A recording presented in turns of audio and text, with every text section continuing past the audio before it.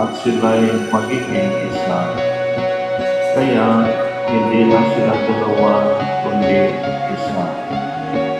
Ang pinagsama ng Diyos ay huwag paghiwalayin ng tao.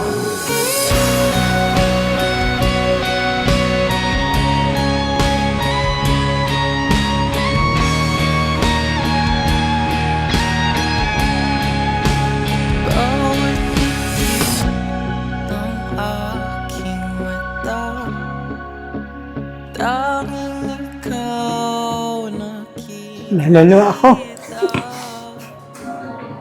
Mag-ingat kayo. Napipi ko to. Kita, ingat ka na lang kayo. Sino? Dan Dominic, Hidiaki, Reynald,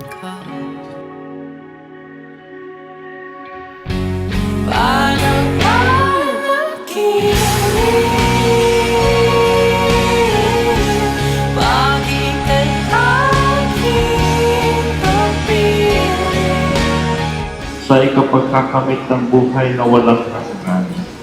Inilulong namin ito sa pamamagitan ng Jesucristo, kasama ng Espiritu Santo, magpa sa walang hanggan. Isuotin niyo ngayon itong mga singsing.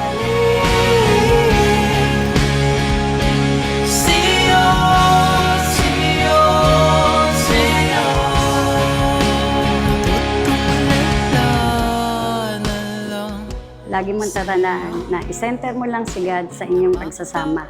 Na siya yung magiging gabay ninyo na laging pag-iingat-ingatan kayo ni Lord sa bawat hakbang na inyong gagawin sa inyong buhay. Wish you all the best na mahalin niyo yung isa't isa.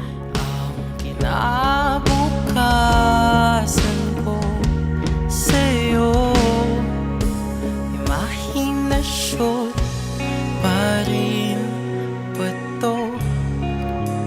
Ika'y narito sa tabi ko,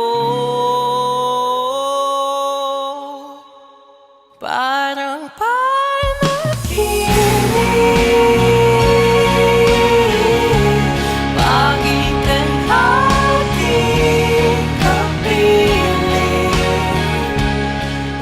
Maging respectful ka sa asawa mo, sumunod ka sa asawa mo. Kailangan laging ang babae ang nagdadala ng pamilya. Kaya kailangan lagi lang support sa asawa para ang relationship niyo ay mag-grow. Yun lang. And we love you so much. See you.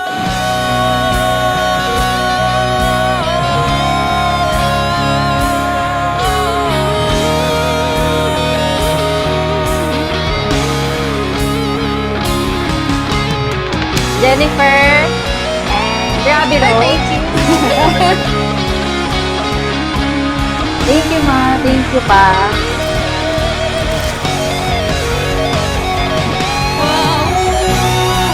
Paulit-ulit ka tumarako sa isip.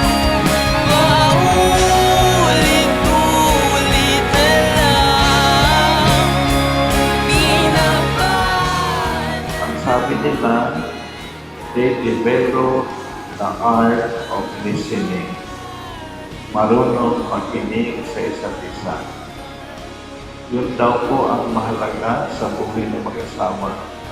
Kailangan nilang marunong makinig sa isa't isa. Tayo na ilipat na ng sabay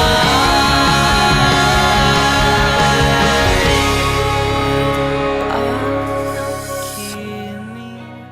Kaya Mark at Rochelle, dapat din kayo marunong makinig sa isa't isa. Kasi kapag hindi kayo marunong makinig sa isa't isa, ang mga kapitbahay ninyo ang makikinig sa inyong dalawa. So that is the importance of the sacrament of marriage.